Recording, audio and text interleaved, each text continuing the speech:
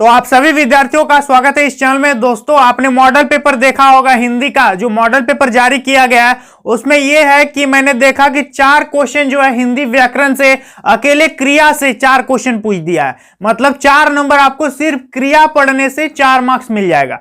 ठीक है, तो इस चैप्टर को ज्यादा फोकस करने की जरूरत है कि इस पे पूछा है कि एक वाक्य दे दिया, इस पे क्रिया कौन ठो है, या फिर पूछ दिया एक सेंटेंस दिया, उस पे दिया कि इसमें कौन सा क्रिया है, अकर्मक है कि सकर्मक है। तो अनेकों विद्यार्थियों के दिमाग में यह कंफ्यूजन होता है कि अकर्मक है कि सकर्मक है और क्रियापद को कैसे पहचाने। तो इस वीडियो को जरा 10 मिनट टाइम निकाल के ध्यान से देखिएगा और यदि चैनल पर पहली बार आए तो ऐसा ही इंफॉर्मेशन पाने के लिए और मुझसे पढ़ने के लिए इस चैनल को सब्सक्राइब कर लीजिएगा, ताकि दोस्तों मैं आपकी ऐसे ही मदद कर सकूं। तो चलिए दोस्तों, आज की इस वीडियो को शुरू करते हैं। तो ध्यान दीजिएगा कि क्रिया मतलब होता है काम करने वाले शब्द। क्रिया मतलब होता है काम, वर्क, समझ में आ गया। और क्रिया का जो है 2 प्रकार होता है, एक होता है अकर्मक तथा दूसरा होता है सकर्मक। और बाद में मैं बताऊंगा कि प्रेरणार्थक क्रिया और द्विकर्मक क्रियाएं क्या होती है। तो इतना आप लोगों के एग्जाम में ये इंपॉर्टेंट है कि अकर्मक तथा सकर्मक। ठीक है, अभी इतना ही पढ़िए जितना आपके सिलेबस में दिया हुआ है। समझ में आ गया। तो ध्यान दीजिएगा कि जैसे कोई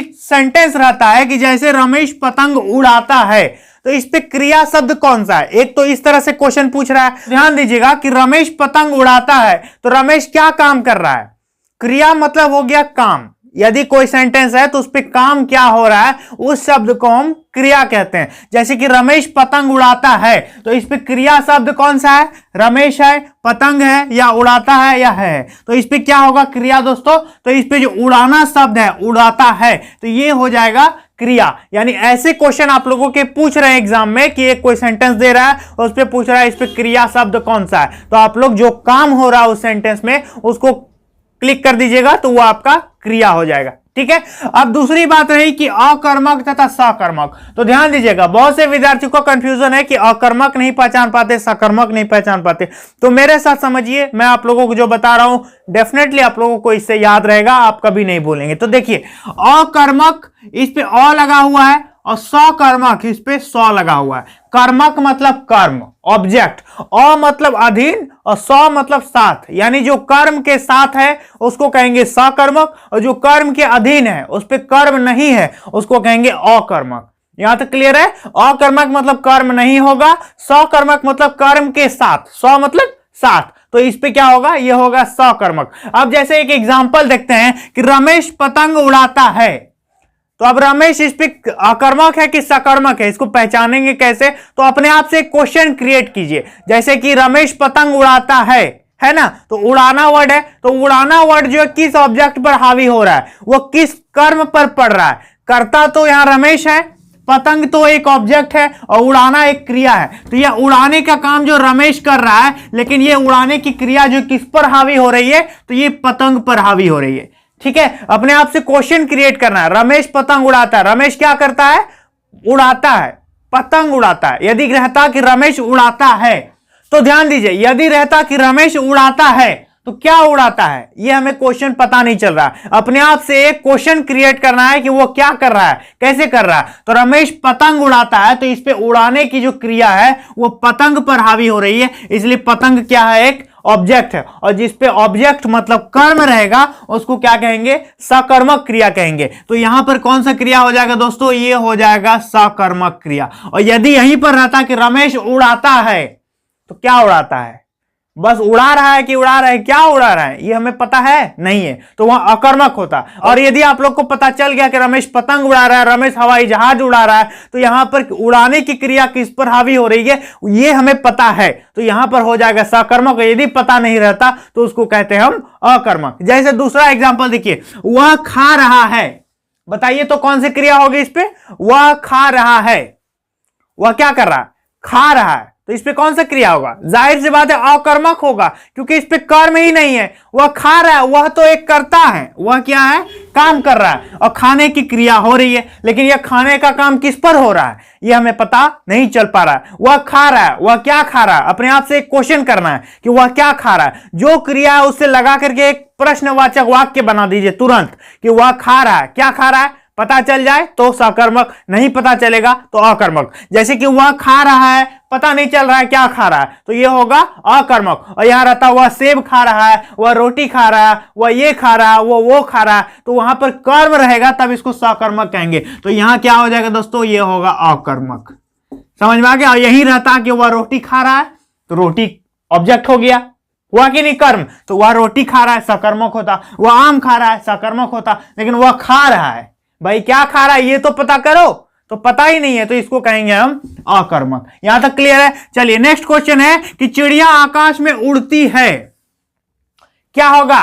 किसी भी विद्यार्थी को समझ में आया तो कमेंट करके जल्दी बताइए। अगला क्वेश्चन है कि वह रमेश को पत्र लिख रहा है, यहां क्या होगा? देखिए, वह रमेश को पत्र लिख रहा है, वह क्या है? करता है, ठीक है।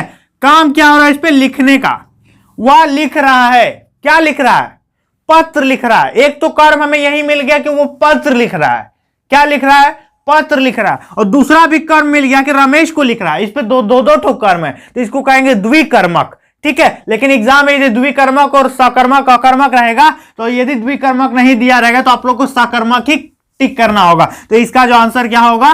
सकर्मक, मतलब कर्म है इस पे भाई, पत्र एक कर्म है। वह लिख रहा है, क्या लिख रहा है? पत्र लिख रहा है, ठीक है। वह खा रहा है, क्या खा रहा है? रोटी खा रहा है, तो वो क्या हो गया? कर्म हो गया, तो उसको कहेंगे सकर्मक। और जहां कर्म नहीं रहेगा उसको कहेंगे अकर्मक, है कि नहीं? देखिए अगला चीज, मेरा दोस्त दौड़ रहा है, ठीक है।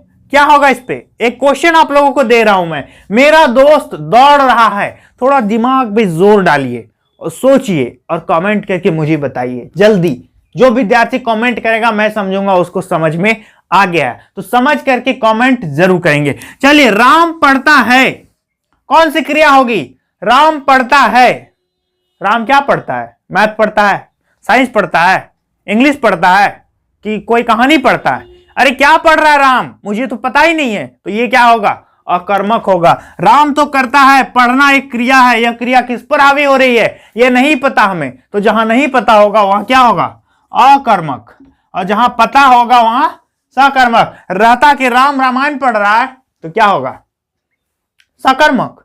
यदि रहता कि राम ये पढ़ रहा है तो सकर्मक, लेकिन राम पढ़ क्या रहा है ये तो पता ही नहीं है हम लोग को, तो क्या होगा यहां पर? अकर्मक होगा। समझ गए? राम विज्ञान पढ़ता है। अब लो आ गया क्वेश्चन, राम विज्ञान पढ़ता है। राम तो पढ़ता है, लेकिन क्या पढ़ता है? विज्ञान पढ़ता है, यानी पढ़ने की क्रिया किस पर चल रही है?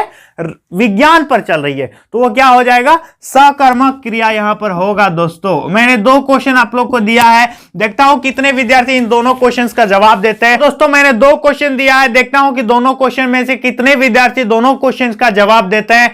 जो जवाब देगा समझ जाऊंगा कि उनको समझ में आ गया है कॉन्सेप्ट। एक क्वेश्चन था कि चिड़िया आकाश में उड़ती है, और दूसरा क्वेश्चन था कि मेरा दोस्त दौड़ रहा है। इन दोनों क्वेश्चन का जवाब देना बहुत जरूरी है। और दोस्तों रेगुलर वीडियो नहीं आने का कारण यही कि मेरा मोबाइल जो है थोड़ा सा खराब हो चुका है, और क्वालिटी कंटेंट मैं आप लोगों के लिए नहीं प्रोवाइड कर पा रहा हूं, ठीक है। और उतना भी एफर्ट नहीं कर पा रहा हूं कि एक फोन खरीद सकूं, तो यही सब प्रॉब्लम है। कोशिश करूंगा धीरे धीरे मैं अपना इंप्रूव करने का, और आप लोगों को क्वालिटी कंटेंट भी प्रोवाइड कर सकूं, अच्छा क्वालिटी। कुछ लोग कहते हैं कि सर एचडी में नहीं आता, आपका वीडियो बढ़िया नहीं दिखता, धुंधला दिखता है, तो क्या करें, आखिर जो है वही है, धीरे धीरे इसको बढ़ाया जाएगा, है कि नहीं। आप लोग ऐसे सपोर्ट करते रहिए, आप लोग का सपोर्ट से आगे यह चैनल बढ़ता रहेगा।